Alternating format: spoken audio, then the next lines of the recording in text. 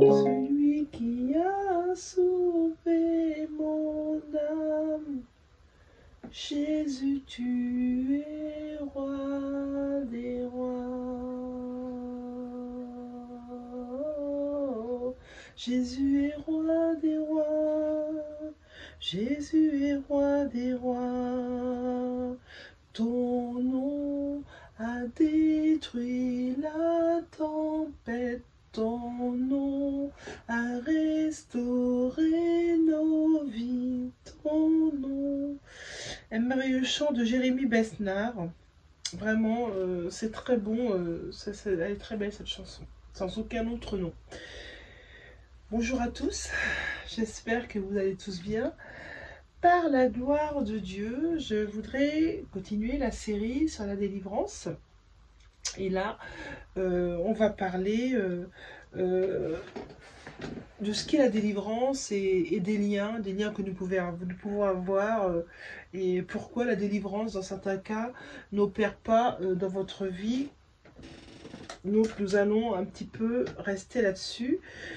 La parole de Dieu déclare dans le Matthieu 11, 28 à 30, « Venez à moi, vous tous qui êtes fatigués et chargés, et je vous donnerai du repos. Prenez mon joug sur vous et recevez mes instructions, car je suis doux et humble, et vous trouverez le repos pour vos âmes. » Le repos pour nos âmes. Beaucoup ne pensent plus, ne réalisent pas que leur âme a besoin de repos. L'âme est agitée pour diverses choses, le travail, la famille, la maison, que sais-je. Mais l'âme, Jésus dit que pour avoir la paix de l'âme, le repos, il faut être dans sa présence. Car, dit Jésus, mon joug est doux et mon fardeau est léger. C'est pourquoi il faut bien comprendre que la délivrance, pour ceux qui rejettent Jésus, est impossible. Elle ne peut pas tenir. Une délivrance totale, complète et pérenne, pour qu'elle dure et pour qu'elle soit agissante et effective dans une vie, il faut croire au nom de Jésus. Si vous ne croyez pas au nom de Jésus, la délivrance faite par des oins, faite par la parole de Dieu, ne peut pas agir. Déjà, je vous rappelle que la délivrance peut agir en lisant la parole de Dieu. Dieu peut faire, sans passer par qui que ce soit. Dieu peut vous délivrer. Rien en méditant la parole de Dieu.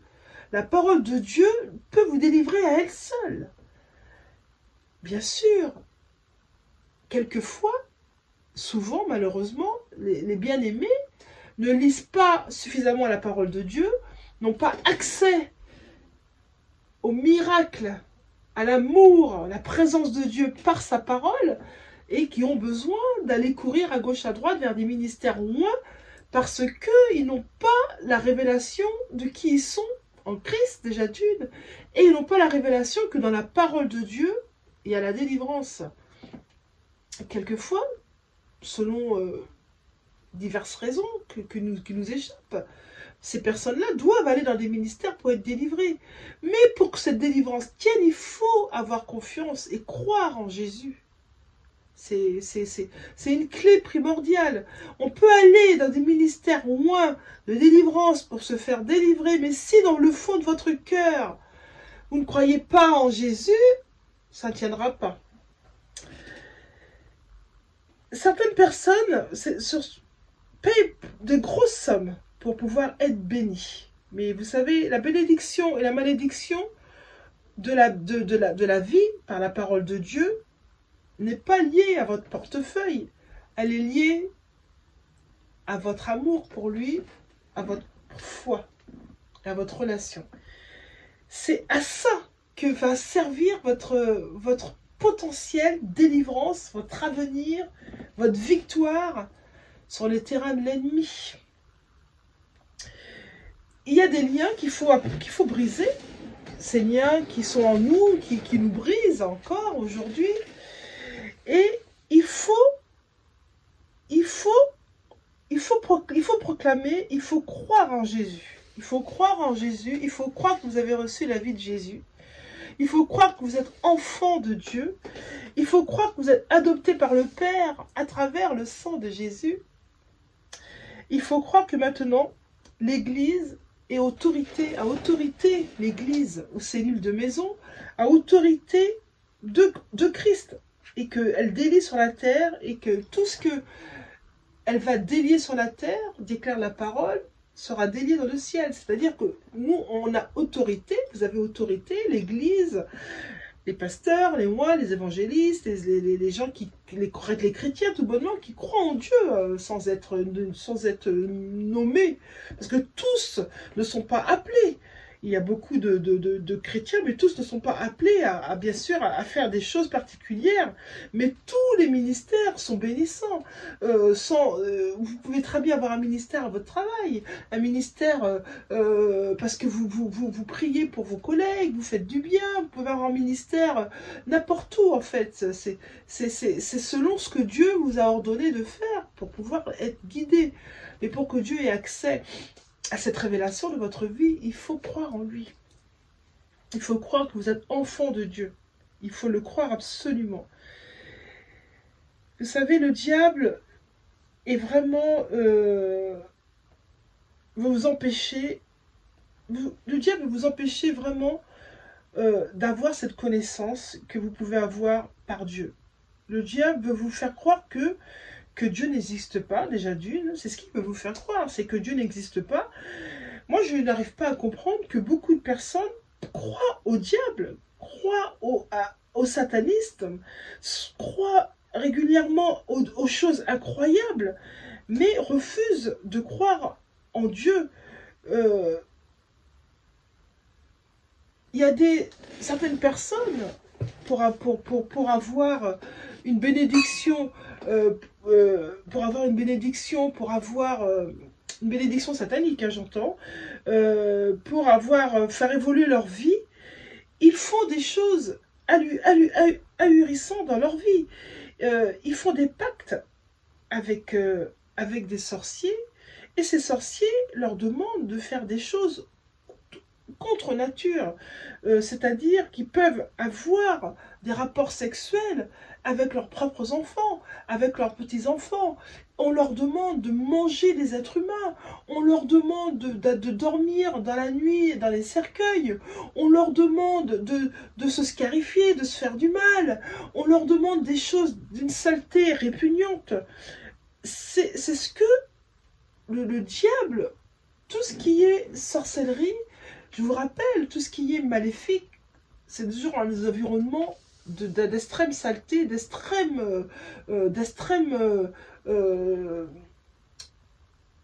la saleté, des excréments, des souillures, de la pudicité, de tout ce qui est sexuel à outrance, tout ce qui est des choses abominables que Dieu a dit dans sa parole, que nous ne devrions pas nous attarder à ce genre de choses. Et si Dieu nous le dit, c'est qu'il faut que nous ayons la conscience de savoir que c'est Dieu qui connaît toutes choses, il est le Créateur. Si Dieu nous l'a mis dans sa parole, que nous ne devons pas agir de la sorte, nous devons donc, par conscience, par cette conscience, se protéger de faire des choses qui ne sont pas dans la gloire de Dieu. On va s'attarder maintenant sur les armes favorites des sorciers. Je vous rappelle que certains sorciers, pour avoir un pouvoir sur l'être humain, Satan leur demande soit de coucher avec leurs enfants, soit de coucher avec leurs petits-enfants, soit de violer les enfants du voisin. Il y a toujours, Satan demande toujours aux sorciers, aux maléfiques, de faire quelque chose de contre nature. C'est là qu'on les repère. C'est des pactes faits avec un démon qui leur demande de souiller, de détruire une vie pour avoir des points, pour pouvoir grandir dans la présence du mal. Si vous avez fait cela dans votre vie, repentez-vous dans le nom de Jésus. Faites une repentance sincère et laissez Dieu se charger de votre vie. Aujourd'hui, la sorcellerie a pris une ampleur incroyable. La sorcellerie intimide énormément de monde. Elle menace, euh, elle menace pour effrayer, pour amener à faire ce que l'on veut, par l'intimidation et de provoquer la peur dans les cœurs. Nous allons lire un verset biblique. C'est 1 Samuel 17, verset 17-4, verset 11 à 24 pour ceux qui ont une Bible. Je vous encourage à la prendre et à lire, car c'est important ces moments-là. Verset 11. Alors, chapitre 4, 11, c'est parti. L'arche de Dieu fut prise et les deux fils d'Élie, Ophni et Phinehas, moururent. Un homme de Benjamin accourut du champ de bataille et vint à Silo le même jour, les vêtements déchirés et la tête couverte de terre. Lorsqu'il arriva, Élie était en train de guetter assis sur un siège près de la route, car son cœur tremblait pour l'arche de Dieu. À son entrée dans la ville, cet homme annonça la nouvelle et toute la ville poussa des cris. Élie entendit le bruit de ces cris, dit « Que signifie ce bruit tumultueux ?» Et l'homme s'empressa de venir annoncer la nouvelle à Élie. Or, Élie était âgé de 98 ans. Il avait les yeux fixés et ne pouvait plus voir. L'homme dit à Élie, « C'est moi, j'arrive du champ de bataille. Et c'est du champ de bataille que je me suis enfui aujourd'hui. » Élie dit, « Mais que s'est-il passé, mon fils ?» Le messager répondit, « Israël a fui devant les Philistins, et le peuple a éprouvé une grande défaite. Même tes fils, Ophni et Phinehas, sont morts, et l'arche de Dieu a été prise. » À peine eut-il fait mention de l'arche de Dieu, Élie tomba de son siège à la renverse, à côté de la porte. Il se rompit la nuque et mourut, car c'était un homme vieux et pesant. Il avait été juge en Israël pendant 40 ans. Sa belle-fille, femme de Phinehas, était enceinte et sur le point d'accoucher. Lorsqu'elle entendit la nouvelle de la prise de l'arche de Dieu, de la mort de son beau-père et de celle de son mari, elle se courba et accoucha, car les douleurs l'avaient surprise. Comme elle allait mourir, celles qui étaient auprès d'elle lui dirent « Sois sans crainte, car tu as enfanté un fils. » Mais elle ne répondit pas et n'y fit pas attention, tellement elle avait la peine.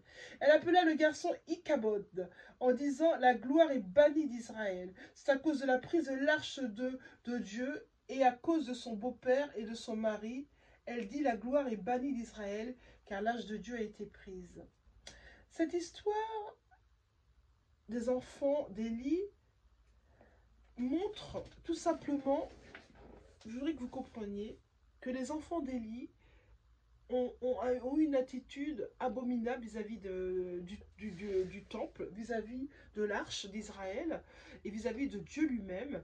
C'est-à-dire que les offrandes, la nourriture qu'on mettait, ils mangeaient, ils ne respectaient pas les offrandes du peuple pour ce lieu-là, ils mangeaient, ils avaient des rapports sexuels, alors que c'était des fils du grand Élie. Ils avaient une attitude mauvaise, malveillante, manipulatrice, séductrice, et ça déplut fortement à Dieu. La parole de Dieu déclare, Dieu a été fortement agacé par le comportement des fils d'Élie. Dieu a averti Élie, par le jeune Samuel, qu'il allait faire quelque chose dans la vie de ses enfants, parce que ses enfants ne respectaient pas son alliance, ne respectaient pas son temple, ne respectaient pas sa présence, et de pire, en agissant comme ça, il pervertissait le peuple. C'est-à-dire que les autres qui voyaient les enfants d'Élie faire des choses sexuelles, faire des pactes, parce qu'en fait, on ne sait pas tout, mais ils ont certainement fait des pactes avec Satan pour aller de plus en plus dans l'abomination. Et de ce fait, au bout d'un moment, Dieu a prophétisé par la bouche de Samuel, il était jeune, en disant « Ce que vous faites », il a dit au papa Élie, « Ce que font tes enfants, ils me manquent de respect. Et toi, tu n'as rien dit, tu as laissé faire, tu as laissé voler mes offrandes, voler, tu as laissé faire. Tu n'as pas puni tes enfants. Dieu a dit à cause de cela, tu seras puni, toi et tes enfants, de mort. » Élie, qu'est-ce qu'il a dit? C'est Dieu qui fasse ce qui lui plaise. Vous savez, quand on vous dit quelque chose comme ça, une prophétie, que Dieu va agir comme ça, je peux vous dire que vous changez votre vie du jour au lendemain. Si Dieu vous parle d'une manière ou une autre, par un rêve, par un songe, pardon, par un prophète, par un pasteur, par un oint, vous disant que, attention, ce que tu fais, Pierre, Paul, Jacques, il va t'avoir ceci, cela, c'est pas dans la volonté de Dieu. Qu'est-ce que vous faites? Vous changez votre vie immédiatement, vous la mettez en ordre. Vous mettez en ordre votre vie, bien évidemment. Mais non. Eux, ils n'ont pas remis en ordre leur vie. Élie et ses enfants ont laissé faire les choses. Et ça a déclenché la colère de Dieu qui a tué tout le monde. Toute la descendance d'Élie, tout était mort ce jour-là. N'oubliez pas une chose. Quand on joue à faire du mal à son prochain, tôt ou tard, vous paierez les pots cassés. Ne croyez pas, en faisant un pacte, en pactisant avec Satan, avec ses sorciers, en faisant du mal contre votre prochain, que vous allez dormir en paix et mourir en paix. Si Satan vous fait croire ça, c'est faux. Bien sûr, vous aurez une vie éphémère de bonheur, et de bonheur, et entre guillemets, parce que c'est pas vraiment du bonheur, Satan vous a asservi, vous serez l'esclave de Satan, vous aurez une vie d'esclave, parce que vous ne serez pas maître de vos pensées, vous ne serez pas maître de votre vie, vous ne serez pas maître de votre sommeil, vous serez sans cesse persécuté, traîné dans la boue, dans la merde, par Satan qui vous lie, parce que vous avez fait un pacte avec lui pour faire du mal à votre prochain. Si c'est votre cas, repentez-vous dans le nom de Jésus. L'intimidation est un sentiment d'inquiétude, de crainte et de trouble. Attention, si vous ressentez ça par une tierce personne, il y a de la sorcellerie.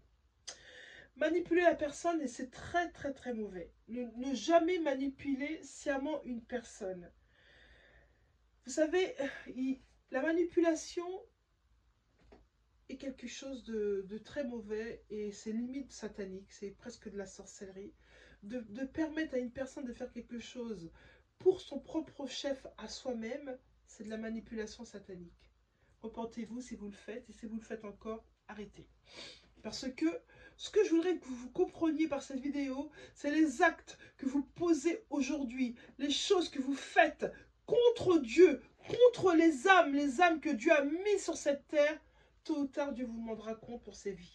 Tôt ou tard. Ne croyez pas un seul instant en faisant des choses malhonnêtes, malsaines, que vous allez être dans la paix. C'est faux.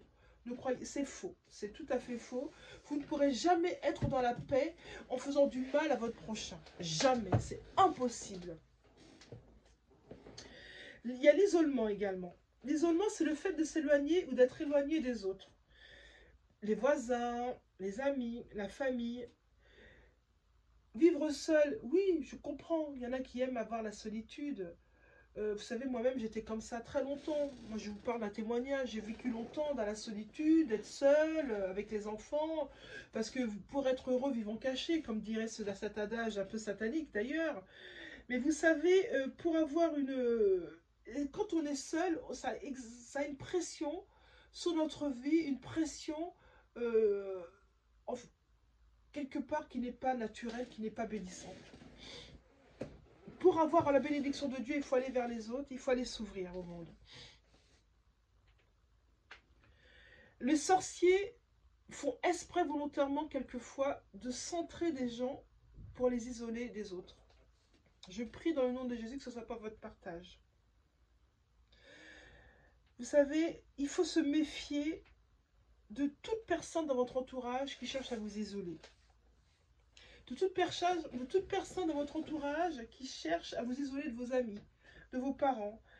Toute vie solitaire où on ne parle à plus personne, que vous soyez dans un monde à part, n'est pas normal. Vous devez avoir une vie de partage de l'évangile, de partage avec des frères et des sœurs, une vie de cellule de maison. Vous pouvez partager la parole de Dieu, ou l'église, ou la cellule de maison, ou avoir des amis sûrs, des amis chrétiens, si possible, où vous pouvez parler, parce que bien sûr, Dieu ne bannit pas les gens du monde, c'est pas ça. On doit être à côté des gens du monde. On le doit, c'est une nécessité. Pourquoi on doit être à côté d'eux? Pour pouvoir les évangéliser, les ramener à Christ. C'est pas en étant tous centrés sur nous-mêmes, sans les gens du monde, que nous pouvons sauver les gens. Pour sauver le monde, il faut être avec le monde.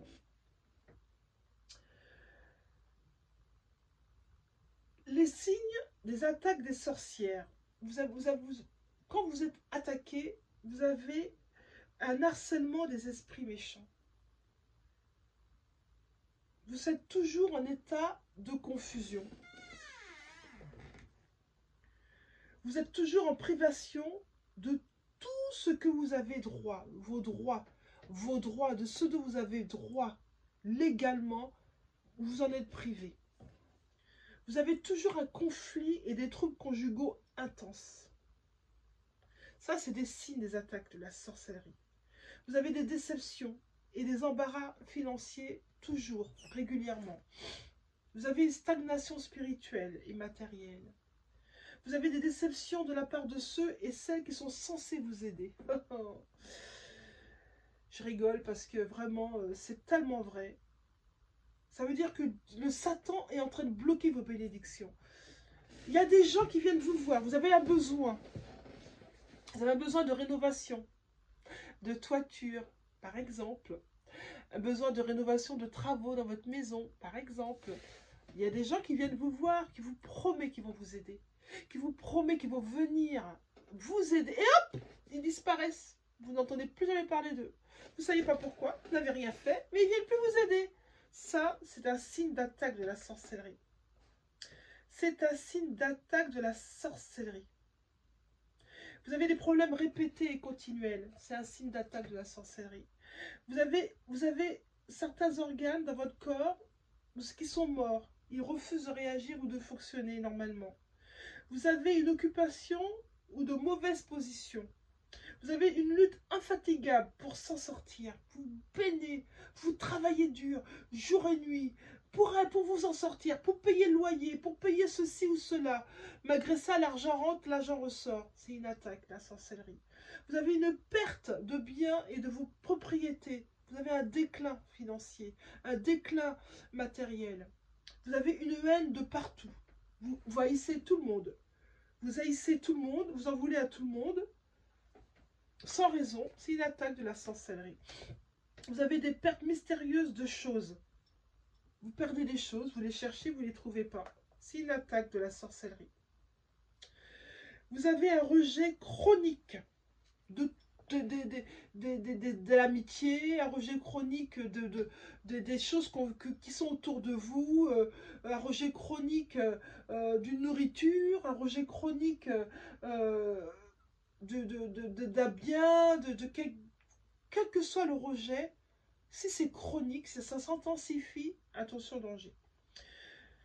Vous avez toujours des poches vides parce que l'argent ne reste pas dans vos poches. Attention, danger.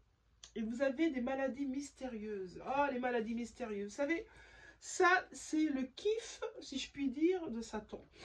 Des maladies mystérieuses, mystiques, bizarres, curieuses, des ventres qui gonflent, des coups qui gonflent, le dos courbé, la tête penchée, des maladies. Ça, c'est le kiff des sorciers, c'est le kiff des agents des ténèbres, c'est de vous jeter des sorts, des maladies mystérieuses. Pourquoi? Quand toutes ces choses que je viens de citer rentrent dans votre vie, bien évidemment, c'est qu'il y a une porte qui a été ouverte.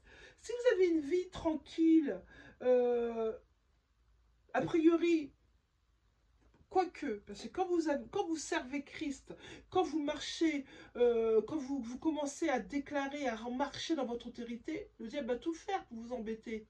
Mais quand vous êtes en Christ, vous serez toujours victorieuse. Vous serez victorieux. Toutes ces choses que je viens de citer ne peuvent pas vous atteindre. Parce que vous restez victorieux, parce que vous marchez en Christ.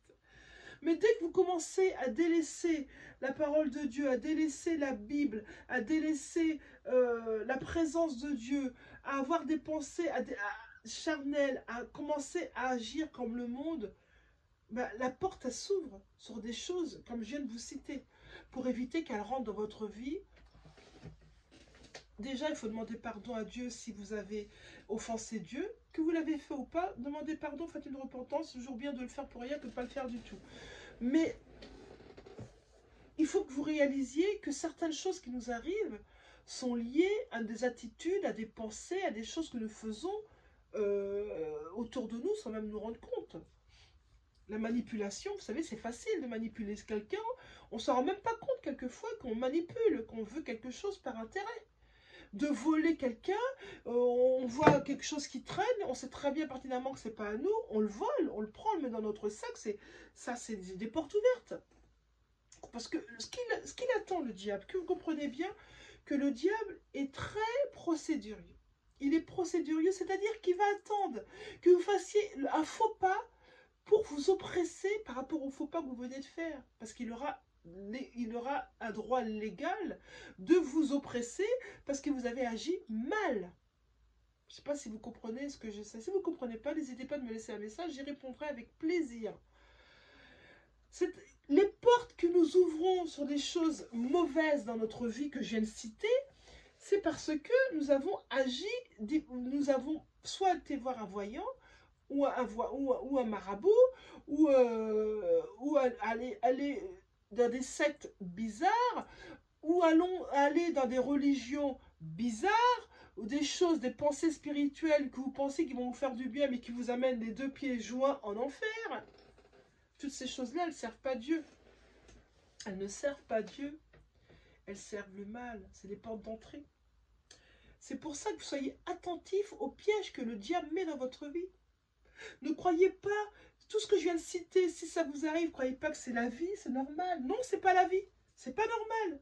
C'est un signe d'attaque sur votre vie. Alléluia, merci Seigneur pour la révélation. C'est un signe d'attaque sur votre vie. Vous n'êtes pas né pour avoir des blocages sur blocages. Bien sûr, on peut avoir des blocages dans la vie.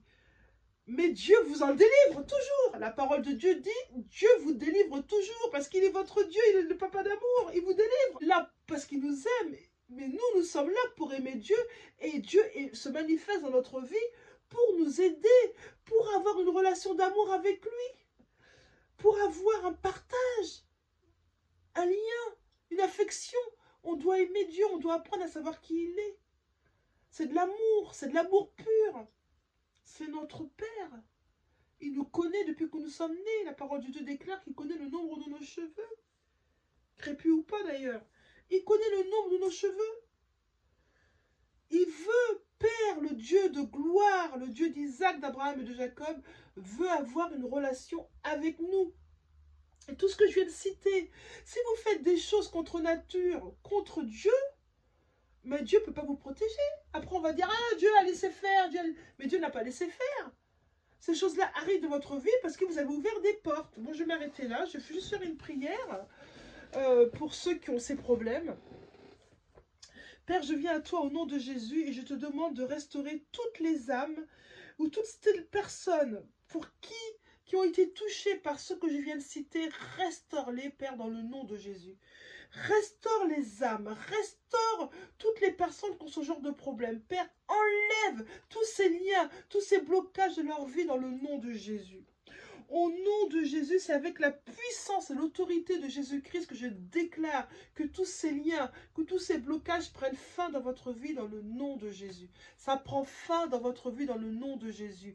Je déclare, je prends autorité, l'autorité que Christ me donne, que tous ces blocages, tous ces liens, toutes ces manipulations, tous ces vols, tout ce que vous avez fait dans votre passé, tout est terminé dans le nom de Jésus. Vous faites une repentance, vous mettez à genoux, vous demandez pardon à Dieu. Et je déclare que le diable et ses démons n'ont plus rien à faire dans votre vie dans le nom de Jésus. Je neutralise leur effet sur votre vie. Je mets un arrêt définitif, je mets un stop. Je dis ça suffit, sortez, laissez les enfants de Dieu dans le nom de Jésus. Je demande à tout vase terrestre, tout lien, toute chaîne, toute corde qui a été mise sur votre âme, volontairement ou inconsciemment, d'être brisé dans le nom de Jésus. Brisé dans le nom de Jésus.